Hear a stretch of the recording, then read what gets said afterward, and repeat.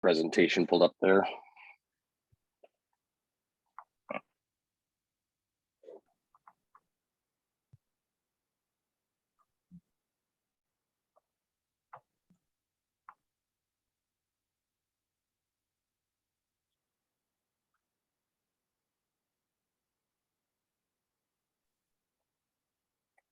Okay, the presentation is up. Excellent. Thank you very much. So just like to start, welcome everybody to the December 1st, 2022 Audit and Finance Committee meeting for the Edmonton Metro Transit Services Commission. Just some opening remarks here today. There we go. Just a reminder that we are now recording this meeting and it is being live streamed on YouTube for the public. Today's committee meeting is a hybrid meeting with some members and participants located physically at the Commission's office and others participating for their respective homes and places of work for the duration of the recording. I'd like to thank all those who have joined us today and to the members of the public watching our live stream or later the recording of this meeting.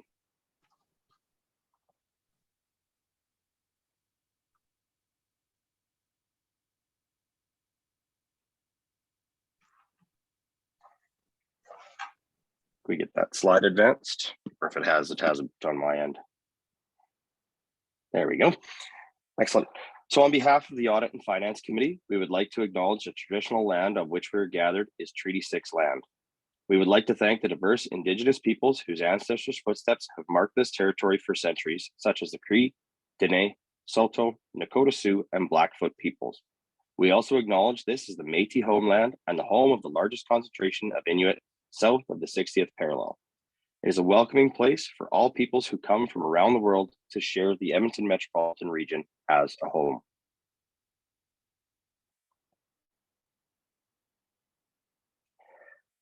So we do have a revised agenda in front of us. Mr. Jankowski, do you want to just brief the committee on the revision? So the only revision, Mr. Chair, was the deletion of the in-camera listing on the agenda, given that we didn't have any items to bring forward in camera. Excellent. Thank you very much. So we do have the revised agenda in front of us on the screen. And so at this time, I will now look for a motion from a member of the committee. Unfortunately, at this moment, I am unable to see the committee members. So if somebody just wants to speak up to make that motion, that would be great. It's Glenn here. I can make that motion. Excellent. I move the December 1st, 2022 revised agenda be adopted as presented. Thank you very much, Mr. Finstead. Any questions or comments on that before we call to question? Hearing none, I will then call that to question. Please use the raise hand function on the Zoom meeting. And Mr. Jankowski, I'll just ask you to confirm that that is carried. That is carried unanimously. Excellent. Thank you very much.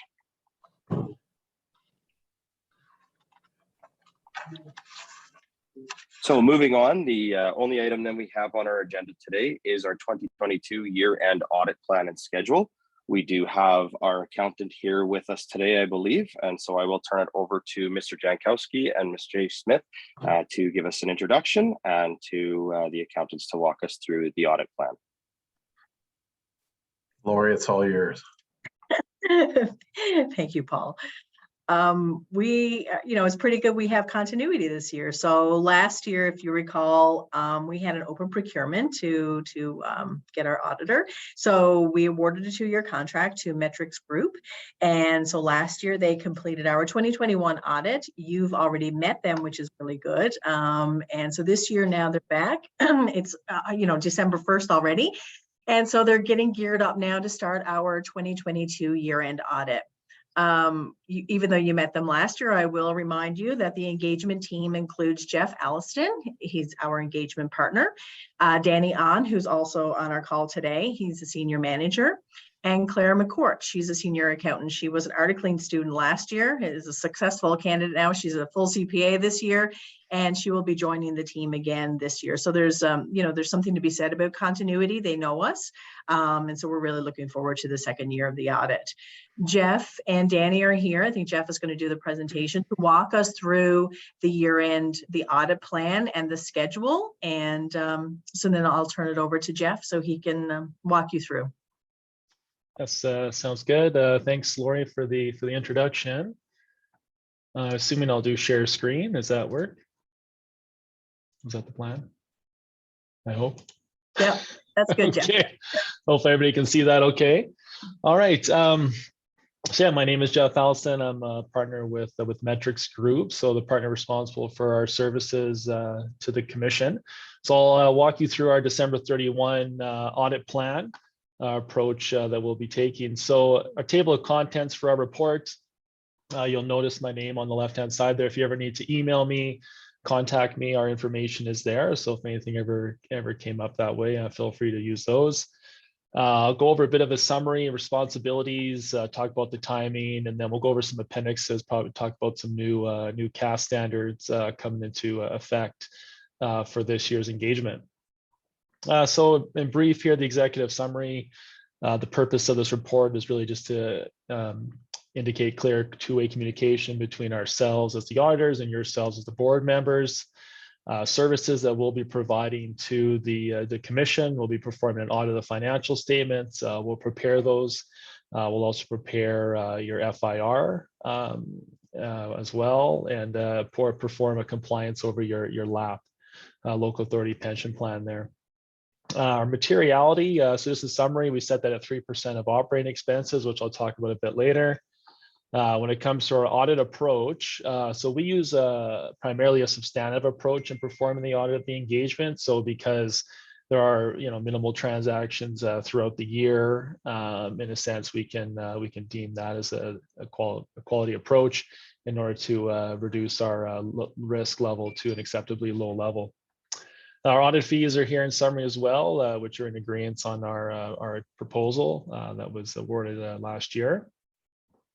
When it comes to responsibilities, it's really just to reiterate our responsibilities as the auditors is to perform the audit in accordance with Canadian generally accepted auditing standards. Those are the same standards across Canada, whether you're a local government or a privately traded company. And then the financial statements, which will be presented in accordance with Canadian public sector accounting standards, which are the accounting standards that the commission reports under, as well as other local governments organizations. Responsibility of those charged with governance for the preparation and fair presentation of financial statements. Also good to note that those charged with governance, being the board, is responsible for overseeing the commission's financial reporting process. When it comes to materiality, so I spoke a bit earlier, but we use 3% of expenses as a benchmark. So that would be around $110,000 for the engagement. So what that means is that when we give assurance that the financial statements are free from material misstatement, we're saying that we feel that the financial statements, the end results, that we are free from a 3% deficiency or swing, whether it be positive or negative from the results given. So doesn't mean that we audit everything over that level. We audit based on the population and ensuring that, again, the financial statements are free from material misstatement, but these are just benchmarks used within why we perform our procedures for the audit. When it comes to the planned scope of the audit, so here's where we discuss areas of focus, why it matters in our responses. So really a main one is the management override of controls. We want to make sure that we're performing work in that area, that things aren't being manipulated to maybe conform with budget. When it comes to your expenses, resourcing costs, other expenditures, so payroll and expenses, we're doing work in that area to ensure that those are being accurately recorded. So we do a substantive approach over payroll, making sure that agreed upon wages are what are being paid. And then expenditures, we're looking at significant as well as non-significant expenses to make sure that those are in line with what the commission is spending there. When it comes to the balance sheet, cash is our bank indebtedness, be a large amount. So you want to confirm that directly with the bank and make sure that's accurate. And then accounts payable and accrued liabilities, making sure that transactions are in the correct period. So we will look at transactions that occur subsequent to year end and make sure that they've been accounted for in the correct period there. Request of the board. So here we're just, just kind of reiterating if there's anything that needs to be brought to our attention or any concerns or any expected or alleged fraud that, those be noted and directed to us, whether through email or at this meeting here with, again, my information is at the beginning of the report. Timing of the audit. So we're beginning our planning this month. Next month we'll begin our year-end fieldwork near the end of January. And then we feel that we'll be ready for a meeting in March in order to approve draft financial statements. Engagement team, spoke about this earlier. So myself, Jeff, I've been doing municipal work for quite a few years now, almost 15 years. Been in the area. Danny's been on the file for a couple of years, been with me for quite a few years now. And then Claire, who's a new CPA grad, so from last year, so she's enjoying being that. So a lot of CPAs on the file. I'm sure we'll have another articling student or junior level person to get involved and learn what's going on with the organization. That'll be well supervised throughout the process here. Appendix 1, some additional required communication. We want to indicate that we are independent of the board, so we do not hold a financial interest or have an economic dependence. Our engagement letter will be provided, so we'll be able to get that signed. Management representation. So what that is at the end of the engagement, we'll get that signed. That'll indicate that management was forthcoming with information that was given to us and that we're in agreement with what's in the financial statements there. And then communication results. So we'll have our audit findings report, which will summarize our findings in key areas. What we had noted, any significant or internal control deficiencies are brought to your attention when it comes to the end meeting in March when we present the final financial statements. Appendix 2 outlines some new and revised accounting standards. So these will be coming into effect for December 31, 2023's financial statement, the main one being asset retirement obligations, PS 3280, which is noted in Appendix 4 here. I know I spoke on that last year. I think we have some revisions to those slides, but again, those are there in regards to tangible capital assets coming forward. And then for this year, Appendix 3 is new. So this is CAS 315 revised, so assessing the risk of material misstatement. So what this is a new adoption or change to CAS 315, which results in us performing really additional work, really focused in the technology area. So IT controls, processes, getting a better understanding of those within your organization and how that will directly affect our risk assessment and impact in what we're doing for the audit. So key changes there.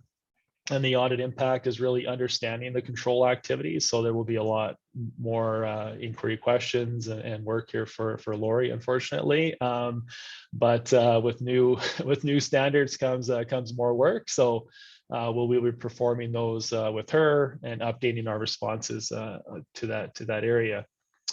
What else is on here? Inherent risk factors and the spectrum of the inherent risk. So again, how those factors will come into effect. Will they result in material misstatements for the financial statements? What kind of, expected impact? Now, with the fact that we are doing a substantive approach and the size of the entity, we don't think this is going to have a great impact necessarily on our overall approach and what we're doing with your organization. But again, based on Canadian auditing standards, we are required to perform work and documentation in this area. So we will be doing that. There's some more information here if anybody wants to go over that. When it comes to the end here, so what does this all mean? The additions, enhancements introduced in CAS 15 revised result in the more, again, robust risk assessment process. This will, however, result in additional inquiries and procedures to be performed prior to the audit, even for existing clients. So in preparation of the audit, below are examples of additional requests, so additional inquiries, more information requested on the entity's own risk assessment, more detailed process and control narratives. Some of the stuff you might not necessarily have and may have to work with us a bit to maybe document a bit as we have some meetings or some processes there. So just kind of a heads up on that as we move into this year's audit. And then our last one was PS 3280, asset retirement obligation. So I had spoke on this last year and really the steps towards implementing this. I know you don't have any tangible capital assets right now. I don't know what what's going to happen in the future with those. So I probably won't spend too much time on this, but as we know that maybe going forward, I can definitely speak on that at the final meeting in March if need be. So with that said, that is our audit planning report. And I guess if anybody has any specific questions, I can address those. Excellent. Thank you very much, Mr. Alliston. Ms. Shea Smith, any further comments before I open it up to the committee members? No, just wanted to let the committee or make the committee aware we've already started. Jeff and his team have jumped on it. So we have a new system actually that we're going to use this year, which is very useful for us, or they have a new system we're going to use this year. So we've already started. Actually, we're gathering information and updating our process documents. I think it's timely, the new standard to look at our IT environment and our IT systems and our risk assessment. So I'm actually looking forward to that before we look, to transition from a startup to an actual operating entity next year. The complexity of our transactions next year will be greater than they are this year. So even though, yes, Jeff said it will be more work for us, for the audit team and for us, I think it's timely actually, and I'm looking forward to that review with Jeff, Danny, and Claire. Excellent. Thank you very much for that. So with that, then I'd like to open the floor to members of the committee if there are any questions or comments from the members.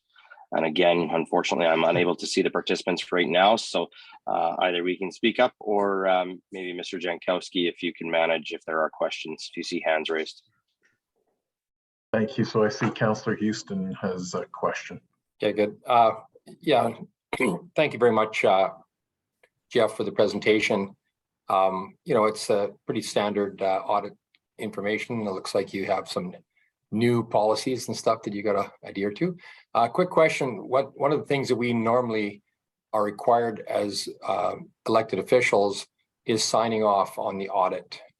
What I mean by that is we are normally given a letter to say, that we don't have any, anything to report of a suspicious nature. Not to say that I have anything. I'm just saying that we normally are required to actually sign a form as part of the audit for the city of Spruce Grove. So I didn't know if that was part of this. I know you said that, there's an opportunity to report if you have anything to report, but part of the standard or I believe that we actually have to sign a form for that. So I just want to know if that was still required. Thanks. That's my only question.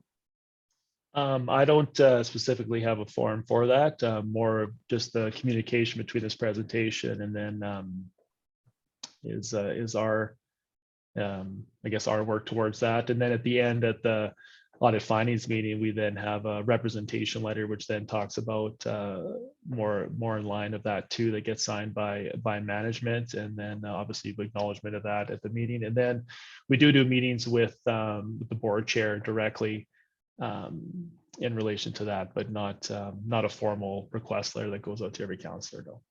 Okay, thanks. That's all I had. Excellent. Thank you, Mr. Houston. Any other questions or comments in the queue there, Paul? I don't see anybody. I think you're good to proceed.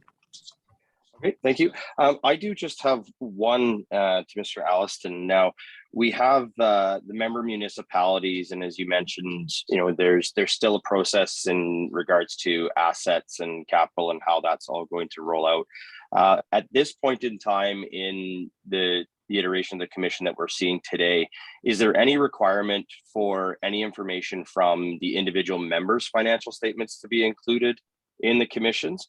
Or is that a possibility if the commission is utilizing assets while municipalities still retain ownership of them? I don't see any. I guess if there was a change in the mandate or something that was going to significantly affect the commission by the time we issue the financial statements, we'd want to disclose some of that, or potentially disclose information as a subsequent event after December 31, 2022 year end. But other than that, I wouldn't, I'm not, I don't think we need to have any more additional disclosure beyond that. Thank you. And maybe more so to Mr. Jankowski or Ms. Shea Smith then. So in regards to the potential opening day service operating model, the original model was contemplated on the commission owning all of the capital assets at that point in time. So if the assets are going to be retained potentially in the membership or in the ownership of the members and are going to be utilized by the commission, do we foresee any significant changes that you believe would impact how we would move forward in regards to our financial reporting? At this point, Mr. Chair, I can't think of any significant change requiring it. We would essentially be looking at entering into agreements with the municipalities to use those assets potentially under a lease type of arrangement. But they wouldn't be our assets. They would continue to be the tangible capital assets of the municipalities. So I, without kind of thinking this through in a deeper way and getting into those discussions with the municipalities, I wouldn't think that we would be changing our own financial picture. But I'm not sure if Lori, if you've got a different consideration. So Lori, it certainly wouldn't impact the 2022 audit that Jeff and the team are going to start working on. I think what it'll be a consideration for 2023 from a risk management perspective. We still haven't fully defined and flushed out what the relationship will be between the member municipality and the commission with respect to the utilization of those assets. We've identified we're not going to own them, but we haven't identified fully whether or not it'll be a lease or some other form of control. So I do believe that the auditors, when they're looking at 2023, will want to assess our level of risk and whether or not we have that fully covered, either through insurance or through self-provisioning or whatever we're going to do there. So it's not a consideration for this year, but will definitely be a consideration for next year. I'll just add to that. You're probably going to see additional related party disclosure probably in your financial statement. So as whether it's government transfers from certain other member municipalities, as well as expenses, whatever transactions are shared back and forth or something like that, or some sort of disclosure that could be, there's probably going to be a requirement for additional information in that regards to the financial statement, as opposed to owning the assets versus non, right? So excellent, thank you. And yeah, part of the reason I bring this forward is you mentioned, Mr. Allison, that there are often notes in the financial statements about impending or upcoming significant changes, and with these changes potentially occurring as early as April of 2023, and knowing that the final audit report won't be coming back until March, I would expect that some of the current unknowns may be known by that time. And so again, it's just something that I was questioning in regards to how much of that may be required or even just valuable to make sure that we are noting in those financial statements, understanding that we are shifting again to an actual operating state, and in that state is going to be much different than what we're seeing or what we will see in our financial statements in March for this past operating year. Yeah, correct. We'll have to definitely assess some of that information. I think, again, we'll have to look at what we deem to be, I guess, material disclosure in that sense of what needs to go in there. Some of it, some of it could just be general information, which maybe doesn't need to pertain to the financial statement, but some could be a significant impact on the commission going forward. And if it is knowing or been approved kind of prior to us releasing the statement, then we'll want to definitely add that in there. Excellent, thank you. And then just my last question, would something similar to that be required should the commission not move forward with all the members who are currently subscribed? So we're obviously going through municipal budget periods at this point in time. And so there are possibilities that our membership may or may not look the same within the next couple of weeks or couple of months. So again, would there be any changes from that would be needed or required to be noted in the March report? Yeah, I would think if, at the end of December, if you have X amount of members and all of a sudden that number changed, that would be a significant change to the operation subsequent to the period. So something like that would be a good example of something to be disclosed within the notes. Also, excellent. I guess potential too, do you have any going concern issues where it comes to operations? Are you going to be in operation? I guess we're kind of limited to when we issue our statements and what's effectively for 2022, but yeah, we'll definitely have to look at what transpires in January, February, March here.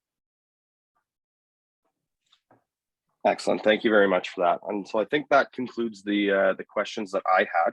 Mr. Jankowski, again, I'll just look to you to see if there are any other hands up from the committee members in the meeting right now. It appears that all questions have been answered to everybody's satisfaction. Excellent. So I will just conclude by thanking very much our auditors who are on the call here today. Jeff, both yourself and the team, as well as Ms. Shea Smith and Mr. Jankowski from the commission for bringing all that information forward. So at this time, I would look for a committee member to make the motion as it appears on the screen. I could make that motion, Mr. Chair. Thank you very much. Go ahead. Yes, I'd like to move that the Audit and Finance Committee review and endorse the proposed audit scope and work plan and recommend it to the board for approval. Excellent. Thank you very much for that, Mr. Houston. Any opening comments on that? No, not at all. Thank you. Thank you. Any other comments or questions? There does not appear to be any. Excellent. Thank you very much. So hearing none at this time, then I will call the question on that. Please raise your hand using the function in Zoom. And everyone has voted unanimously in favor of the motion. Excellent. Thank you very much, Mr. Jankowski. So moving along, I believe that was the final thing of our agenda. So with that, I'd like to thank everybody for their attention today and the time they've taken away to be a part of this, both from administration, from our auditor, and from the committee. And I will look for somebody to move to adjourn. Normally just the chairman's job, but I can make a motion to adjourn. Sure. All right. Well, I will declare us adjourned then. Perfect. Excellent. And this, Thank you again. And this is our final Finance and Audit Committee meeting for the year. So I believe it is. Yes. Thank you very much for that, Mr. Vincent. So I know we do have one more board meeting, I believe, left before the end of the season. But yeah, for the Audit and Finance Committee, thank you all very much for your hard work over the past year. And I look forward to continuing that on in through 2023. see you in a couple of weeks. Have a great day, everyone. Stay warm. Take care. Thank you all. Thanks. Easily Thanks, said Stu. by you. I'm sure. Yeah, I'm sure that's hard for you.